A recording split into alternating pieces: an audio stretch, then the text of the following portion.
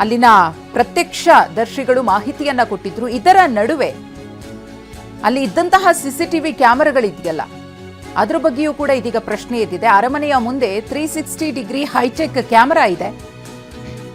ಅರಮನೆ ಮುಂದೆಯೇ ಅಳವಡಿಸಿರುವಂತಹ CC camera. ಸ್ಫೋಟ ನಡೆದಂತಹ ಸಂದರ್ಭದಲ್ಲಿ ಬೇರೆಡೆ ತಿರುಗಿತ್ತು ಕ್ಯಾಮೆರಾ. ಸ್ಫೋಟದ ಘಟನೆಯೇ ರೆಕಾರ್ಡ್ ಆಗಿಲ್ವಾ ಅನ್ನೋ ಅನುಮಾನ ಇದೆ. ಈಗ ಅರಮನೆಯ ಬಳಿ ಕ್ಯಾಮೆರಾಗಳಿದ್ರೂ ಕೂಡ ಯಾವುದೇ ದೃಶ್ಯಗಳು ಸರಿಯಾಗಿಲ್ಲ. ಗಮನಿಸ್ತಾ ಇದ್ದೀರಿ, ಸ್ಫೋಟದ ಸಂದರ್ಭದಲ್ಲಿ ಒಂದೇ ಒಂದು ದೃಶ್ಯ ಸರಿಯಾಗಿಲ್ಲ. ಅರಮನೆಯ ಸುತ್ತ ಸಿಸಿಟಿವಿ ಕ್ಯಾಮೆರಾಗಳನ್ನು ಅಳವಡಿಸಲಾಗಿದೆ. ಆದರೆ ಆ ಯಾವುದೇ ಕ್ಯಾಮೆರಾದಲ್ಲಿ ಈ ಒಂದು ಸ್ಫೋಟದ ಸಂದರ್ಭ ಸರಿಯಾಗಿಲ್ಲ ಅನ್ನೋದು ಗೊತ್ತಾಗ್ತಾ ಇದೆ. ಇದ್ದೂ ಇಲ್ಲದಂತಾಗಿದೆ ಸಿಸಿಟಿವಿ ಕ್ಯಾಮೆರಾಗಳ ಕಥೆ. ಸದ್ಯಕ್ಕೆ ಈ ಪ್ರಕರಣಕ್ಕೆ ಸಂಬಂಧಪಟ್ಟಂತೆ ಮಾತನಾಡೋದಾದ್ರೆ, ಈ ಕುರಿತು ಮತ್ತಷ್ಟು ಮಾಹಿತಿಯನ್ನು ಕೊಡೋದಕ್ಕೆ ನಮ್ಮ ಪ್ರತಿನಿಧಿ ರಾಮ್ ನೇರ ಸಂಪರ್ಕದಲ್ಲಿದ್ದಾರೆ. ರಾಮ್, ಈ ಒಂದು ಸ್ಫೋಟದ ಬಗ್ಗೆ ಒಂದೇ ಒಂದು ದೃಶ್ಯವೂ ಕೂಡ ಇದುವರೆಗೂ ಲಭ್ಯ ಆಗಿಲ್ಲ. ಆದರೆ ಘಟನೆ ಇದೆಯಲ್ಲ, ಈ ದುರಂತ ಇದೆಯಲ್ಲ, ಮೂವರನ್ನ ಬಲಿ ತಗೊಂಡಿದೆ. ಸಿಸಿಟಿವಿ ಕ್ಯಾಮೆರಾಗಳ ಬಗ್ಗೆಯೂ ಕೂಡ ಒಂದಷ್ಟು ಅನುಮಾನ ಮೂಡ್ತಾ ಇದೆ. ಈಗ ಏನಾಯ್ತು ಅಂತ ಆಕ್ಚುಲಿ? ಮಧುಶ್ರೀ, ಖಂಡಿತವಾಗಿಯೂ ಅರಮನೆಯ ಬಳಿ ಹೀಲಿಯಂ ಸಿಲಿಂಡರ್ ಸ್ಫೋಟವಾಗಿತ್ತು. ಸಾವಿನ ಸಂಖ್ಯೆ 3ಕ್ಕೇರಿದೆ.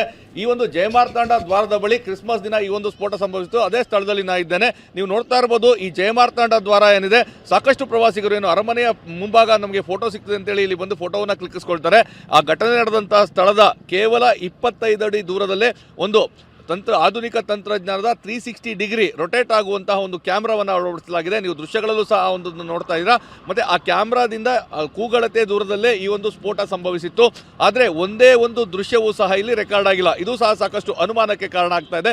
ಯಾಕಂದರೆ ಅವ್ರು ಹೇಳುವಂತಹ ಪ್ರಕಾರ ಆ ಒಂದು ಕ್ಯಾಮ್ರಾ ಏನಿದೆ ಅದು 360 ಡಿಗ್ರಿ ರೊಟೇಟ್ ಆಗ್ತಾ ಇರ್ತದೆ. ಸೊ ಅದು ಬೇರೆ ಕಡೆಗೆ ರೊಟೇಟ್ ಆದಂತಹ ಸಂದರ್ಭದಲ್ಲಿ ಈ ಸ್ಥಳದಲ್ಲಿ ಏನು ಈಗ ದೃಶ್ಯಗಳಲ್ಲಿ ನೋಡ್ತಾ ಇದ್ದೀರಾ, ಈ ಸ್ಥಳದಲ್ಲಿ ಆ ಒಂದು ಹೀಲಿಯಂ ಸಿಲಿಂಡರ್ನ ಸ್ಫೋಟವಾಗಿತ್ತು. ಹೀಗಾಗಿ ಆ ಸ್ಫೋಟದ ದೃಶ್ಯಗಳು ಆ ಒಂದು ಕ್ಯಾಮ್ರಾ ಸೆರೆ ಆಗಿಲ್ಲ ಅನ್ನೋ ಒಂದು ಮಾಹಿತಿ ಈಗ ಲಭ್ಯವಾಗಿದೆ. ಇದು ತನಿಖೆಗೆ ಒಂದಷ್ಟು ಹಿನ್ನಡೆ ಸಹ ಆಗ್ತದೆ. ಯಾಕಂದ್ರೆ ಮೈಸೂರು ಅರಮನೆ ಅಂತ ಹೇಳಿದ್ರೆ ಸಾವಿರಾರು ಪ್ರವಾಸಿಗರು ಪ್ರತಿನಿತ್ಯ ಬರ್ತಾರೆ. ಮತ್ತೆ ಕೋಟ್ಯಾಂತರ ರೂಪಾಯಿ ಆದಾಯವನ್ನ ಅರಮನೆಗೆ ಸಿಗ್ತಾ ಇದೆ. ಆದ್ರೆ ಕ್ಯಾಮರಾ ಅಂದರೆ ಸುತ್ತಲೂ ಸಹ ಅಳವಡಿಸುವಂತಕ್ಕೆ ಏನು ಸಮಸ್ಯೆ ಅನ್ನೋದು ಈಗ ಸಾರ್ವಜನಿಕರ ಪ್ರಶ್ನೆ ಆಗಿದೆ.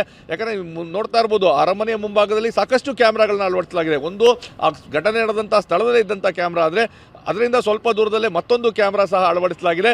ಆ ಕ್ಯಾಮ್ರಾದಲ್ಲೂ ಸಹ ಯಾವುದೇ ದೃಶ್ಯಗಳು ಸೆರೆಯಾಗಿಲ್ಲ ಅನ್ನೋ ಮಾಹಿತಿ ಲಭ್ಯವಾಗಿದೆ. ಮತ್ತು ಇದರ ಜೊತೆಗೆ ಸ್ಫೋಟ ಆದಂಥ ಸಂದರ್ಭದಲ್ಲಿ ಎಲ್ಲೂ ಸಹ ಬೆಂಕಿ ಸಹ ಕಾಣಿಸ್ಕೊಂಡಿಲ್ಲ. ಮತ್ತು ರಾತ್ರಿಯ ಸಮಯ ಆಗಿರೋದ್ರಿಂದಾಗಿ ಕೇವಲ ಸ್ಫೋಟ ಮಾತ್ರ ಸಂಭವಿಸಿತು. ಹೀಗಾಗಿ ಆ ದೃಶ್ಯಗಳು ರೆಕಾರ್ಡ್ ಆಗಿಲ್ಲ ಅನ್ನೋ ಒಂದು ಮಾಹಿತಿಯೂ ಸಹ ನೀಡ್ತಾ ಇದ್ದಾರೆ.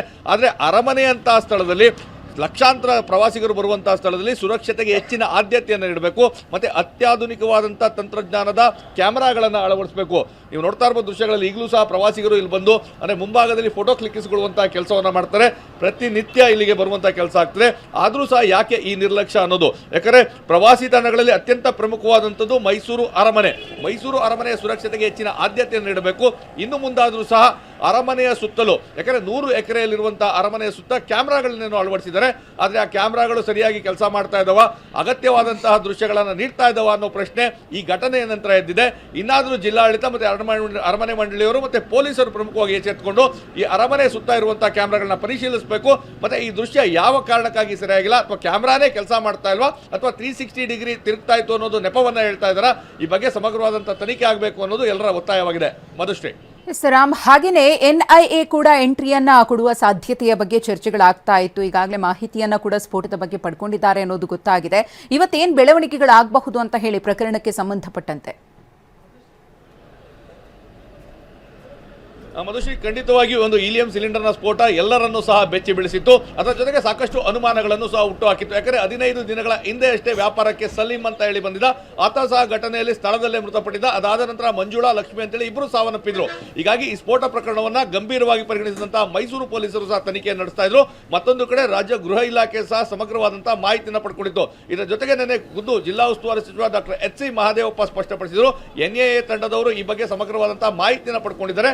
ಅವರು ಇಲ್ಲಿಗೆ ಬಂದು ಪರಿಶೀಲನೆ ಮಾಡಿಸುವಂತಹ ಸಾಧ್ಯತೆ ಇದೆ ಅಂತೇಳಿ ಸಚಿವರೇ ಹೇಳಿದ್ರು. ಹೀಗಾಗಿ ನಿನ್ನೆ ಆ ಒಂದು ಏನು ತಂಡದವರು ಬರ್ತಾರೆ ಮೈಸೂರಿನಲ್ಲಿ ಎಲ್ಲ ತನಿಖೆಗಳನ್ನ ಮತ್ತೆ ಪರಿಶೀಲನೆ ಮಾಡ್ತಾರೆ ಅಂತಿತ್ತು. ಆದ್ರೆ ನಿನ್ನೆ ಅವರು ಬಂದಿಲ್ಲ. ಇವತ್ತು ಬರುವಂತಹ ಸಾಧ್ಯತೆ ಇದೆ. ಮೊದಲನೇದಾಗಿ ಅವರು ಬರುವಂಥದ್ದು ಇದೇ ಒಂದು ಸ್ಥಳದಲ್ಲಿ ಏನು ಘಟನೆ ನಡೆದಿತ್ತು ಈ ಸ್ಥಳಕ್ಕೆ ಬಂದು ಇಲ್ಲಿ ಸಮಗ್ರವಾದಂತಹ ಚಿತ್ರಣವನ್ನ ಅವರು ಚಿತ್ರೀಕರಿಸಿಕೊಂಡು ತದನಂತರ ಆತ ನೆಲೆಸಿದಂತಹ ಲಷ್ಕರ್ ಮೊಹಲ್ಲಾದ ಏನು ಆ ಒಂದು ಶರೀಫ್ ಲಾಡ್ಜ್ ಇದೆ ಅಲ್ಲಿಗೂ ಹೋಗಿ ಅಲ್ಲಿ ವಿಚಾರಣೆಯನ್ನ ಮಾಡಿ ಅಲ್ಲಿ ಸಿಗುವಂತಹ ವಸ್ತುಗಳನ್ನ ಕಲೆಕ್ಟ್ ಮಾಡಿ ನಂತರ ಮೈಸೂರಿನ ಹಿರಿಯ ಪೊಲೀಸ್ ಅಧಿಕಾರಿಗಳ ಜೊತೆ ಸಭೆ ನಡೆಸ್ತಾರೆ ಒಂದು ಮಾಹಿತಿ ಲಭ್ಯವಾಗಿದೆ. ನಿನ್ನೆ ಬರುವಂತಹ ನಿರೀಕ್ಷೆ ಇತ್ತು, ಆದರೆ ನಿನ್ನೆ ಅಧಿಕಾರಿಗಳ ತಂಡ ಬಂದಿರಲಿಲ್ಲ. ಹೀಗಾಗಿ ಇವತ್ತು ಬಂದು ಆ ತನಿಖೆಯನ್ನ ಮುಂದುವರಿಸುವಂತಹ ಸಾಧ್ಯತೆ ಇದೆ. ಯಾಕಂದ್ರೆ ಹೇಳಿ ಕೇಳಿ ಇದು ಕ್ರಿಸ್ಮಸ್ನ ದಿನ ಆದಂಥದ್ದು, ಮತ್ತೆ ಇನ್ನೇನು ಕೆಲವೇ ದಿನಗಳಲ್ಲಿ ಹೊಸ ವರ್ಷದ ಸ್ವಾಗತಕ್ಕೆ ಮೈಸೂರು ಸಹ ಸಜ್ಜಾಗ್ತಾ ಇದೆ. ಮೈಸೂರು ಅರಮನೆಯಲ್ಲೂ ಸಹ ಕಾರ್ಯಕ್ರಮ ಇದೆ. ಸಾವಿರಾರು ಜನರು ಏಕಕಾಲಕ್ಕೆ ಒಂದು ಸ್ಥಳದಲ್ಲಿ ಸೇರ್ತಾರೆ. ಹೀಗಾಗಿ ಸ್ಫೋಟ ಆಗಿರೋ ಕಾರಣಕ್ಕಾಗಿ ರಾಷ್ಟ್ರೀಯ ಭದ್ರತಾ ತನಿಖಾ ತಂಡದವರು ಬಂದು ಈ ಒಂದು ಪರಿಶೀಲನೆಯನ್ನು ಮಾಡುವಂತಹ ಸಾಧ್ಯತೆ ಇದೆ. ಅದನ್ನ ಖುದ್ದು ಜಿಲ್ಲಾ ಉಸ್ತುವಾರಿ ಸಚಿವರೇ ಹೇಳಿರುವುದಾಗಿ ಇವತ್ತು ಆ ಒಂದು ತಂಡ ಇಲ್ಲಿ ಬಂದು ಸಮಗ್ರ ಮಾಹಿತಿಯನ್ನು ಕಲೆ ಹಾಕುವಂತಹ ಸಾಧ್ಯತೆ ಇದೆ. ಮಧುಶ್ರೀ, ಧನ್ಯವಾದ ರಾಮ್ ತಮ್ಮ ಮಾಹಿತಿಗಾಗಿ.